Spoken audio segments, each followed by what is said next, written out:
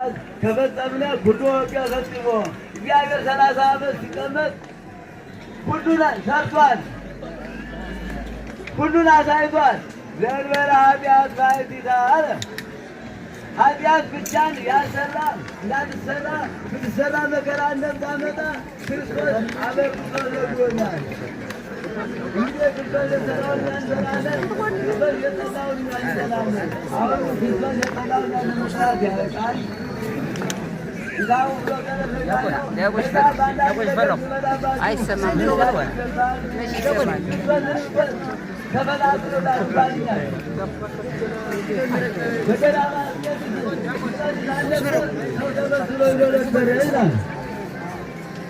ስለዚህ አባቶች አደራ የምንሰጣችሁ ልጆቻችሁን አስተምሩ፣ ወደ ቤተክርስቲያን አምጧቸው።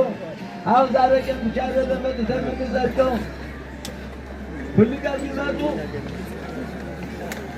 ሁል ቀን ቢገኙ ከ1 ዓመት እስከ 30 ዓመት እንደሚያርጉ 30ውን ቀን ከመጡ 30 ትምህርት ይዛሉ። 30 ጸጋ ያገኛሉ፣ እድሜ ያገኛሉ። ስለዚህ ወጣቶች ወደ ቤተክርስቲያን ኑ፣ የእግዚአብሔር ሥራ ፈጽሙልን።